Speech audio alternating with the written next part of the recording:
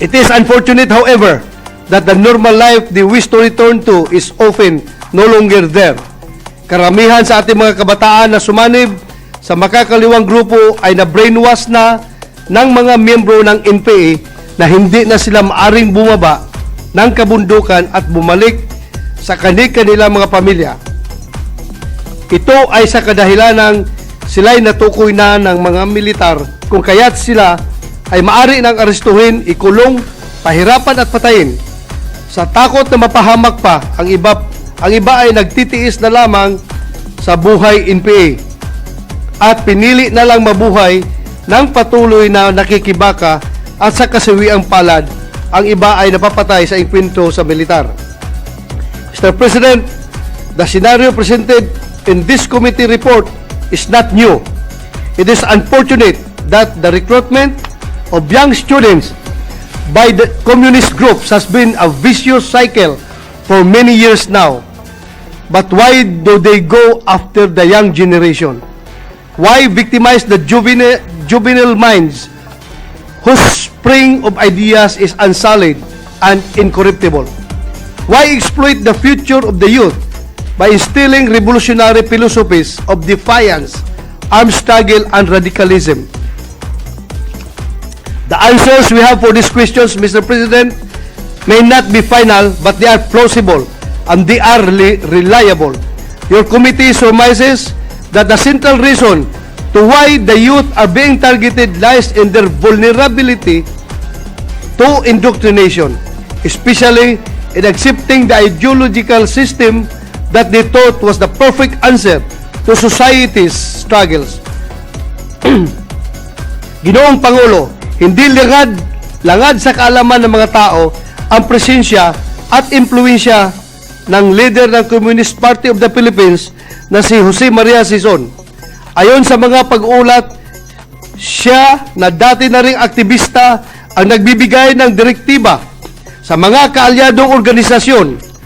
Dapat mas lalong paigtingin ang paghihikayat sa ating mga kabataan na sumanib sa mga aktibidad ng kanilang grupo. Sa ganitong paraan, lalong dadami ang kanilang mga kasapi, lalong lalawak ang paglaganap ng kanilang filosofiya at lalong lalakas ang armadong pakikibaka sa ating bansa. At nagagawa nila ito sa pamamagitan ng mga nagpapakilalang leader ng aktivistang organisasyon ng mga kabataan at estudyante. Ganito ang nangyayari sa ating mga estudyante at anak, at ang kanilang kwento ay nakapaloob sa committee report na inihain ko sa Senado. Ang kwento ng mga minor de edad na estudyanteng nahikayat na sumanib sa Kabataan Party List, sa Grupong Anak Bayan at sa League of Filipino Students na hindi na bumalik sa kanilang mga magulang at ngayon ay patuloy na hinahanap ng kanilang pamilya. Lest we be misunderstood, allow me, Mr. President, to emphasize that being an activist does not necessarily equate to being a communist. School activism is by all means a positive step towards the enlightenment of young minds to the various social maladies and the corresponding action of the government and its citizenry in responding to the needs and welfare of the people.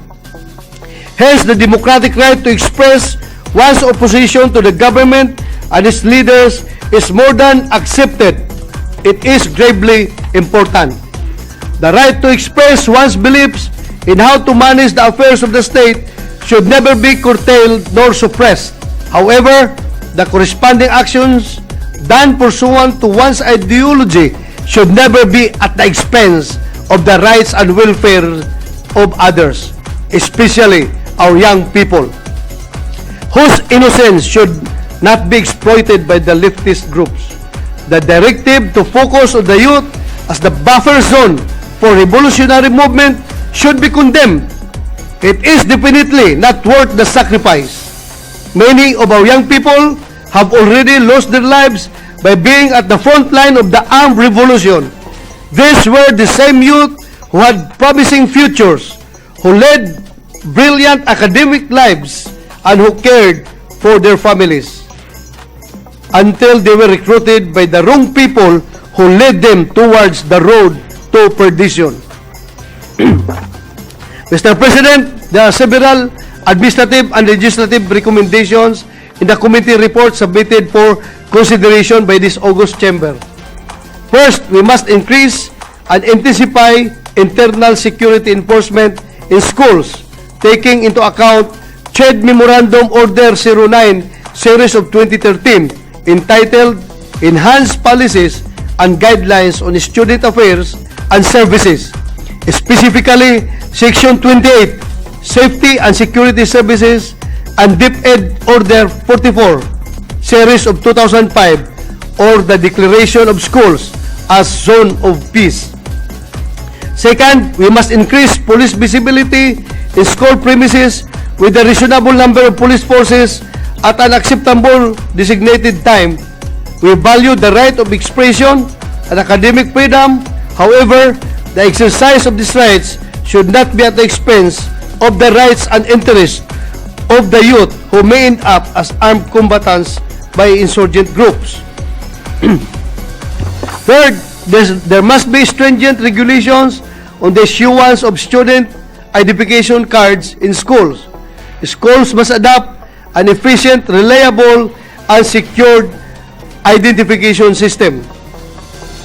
Fourth, there must be a strict implementation of DepEd Order Number 66, Series of 2017, or the implementing guidelines on the conduct of off-campus activities, and CHED Memorandum Order 63, Series of 2017, or the policies and guidelines of local off-campus activities. School authorities should observe due diligence in the conduct of off-campus activities. Otherwise, administrative sanctions will be imposed. Fifth, CHED and DepEd should look into the possible liabilities of school administration and teachers of the universities and colleges where the minors are enrolled. Furthermore, CHED should likewise look into the reported continuing recruitment of students in higher education institutions to determine liabilities of the school administration and teachers. Sixth, the AFP and PNP shall conduct seminars or lectures to students and parents on arouse, organize, mobilize, and career orientation in the law enforcement sector in order to encourage students to pursue studying law enforcement related courses. 7.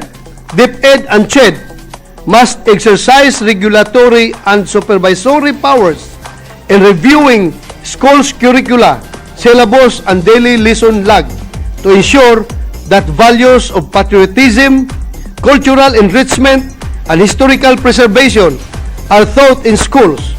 An exception is granted to those private higher education institutions that are autonomous or have deregulated status pursuant to CHED Memorandum Order 52, Series of 2006. 8. An administrative order must be issued by the CHED and DepEd mandating school administrators to initiate thorough administrative investigations against teachers who instigate the students to join rallies and demonstrations, advocating radical or subversive ideologies, and as a result of said investigations, administrative sanctions should be meted out against the teachers if the facts and evidence warrant. 9. There must be an adoption of the psychological debriefing and de-radicalization programs by the DSWD, PNP, and AFP for the recruited and indoctrinated minors and students. 10. Further investigation of the recruiters of the minors should be done for possible filing of criminal charges. 11.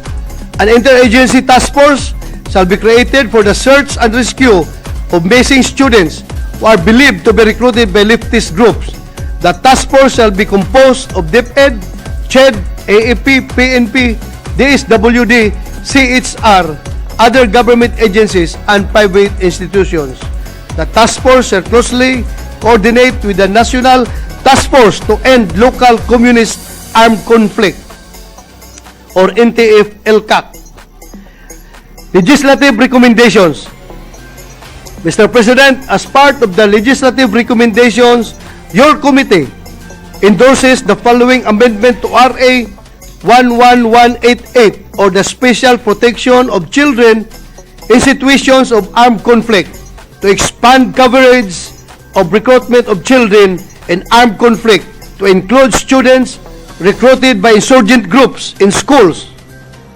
Likewise, amendment to RA 9208 or the Anti-Trafficking in Persons Act of 2003 must be introduced in order to include the qualified trafficking in persons, the recruitment of children as armed combatants. Furthermore, RA 7610 or Special Protection of Children Against Abuse, Exploitation and Discrimination Act should be amended in order to include in the definition of child trafficking the recruitment, indoctrination, and immersion of children in the communist insurgent movements and activities. Also, it is important to amend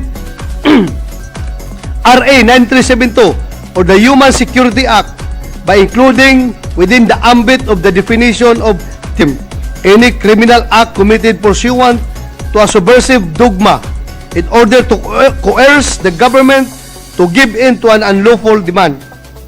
Equally necessary is the amendment to RA 7941 or the Party List System Act by mandating the outright refusal or cancellation of registration of any national, regional, or sectoral party, organization, or coalition that advocates subversive dogma and pursuant thereof undertakes criminal acts towards this goal.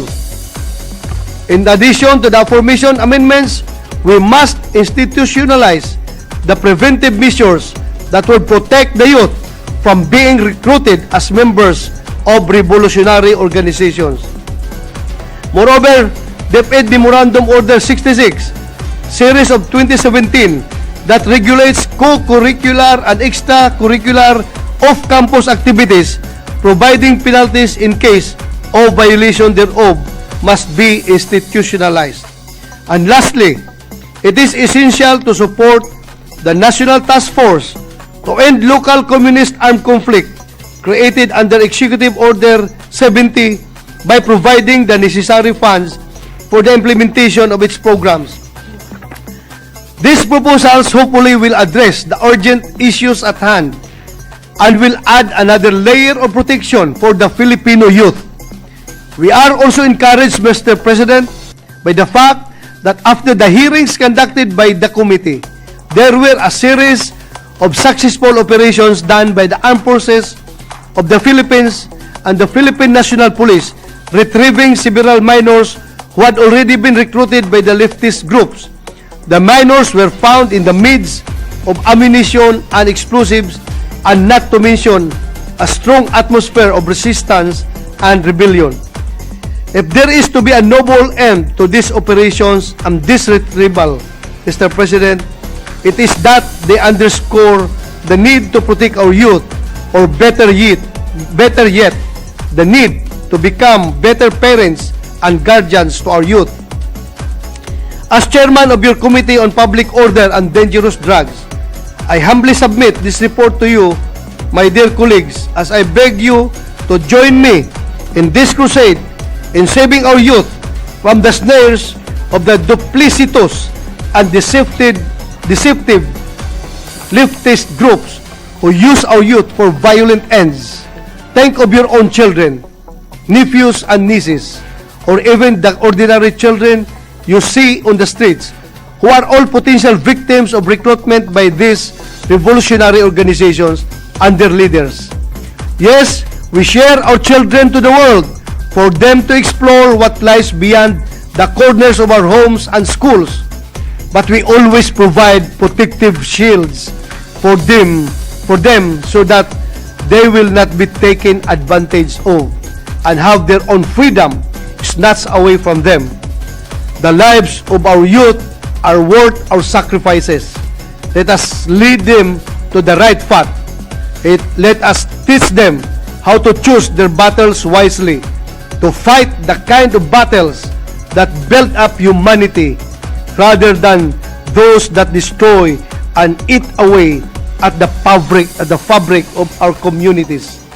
Let our fight be the guide today and in the years to come. Maraming salamat po, Mr. President.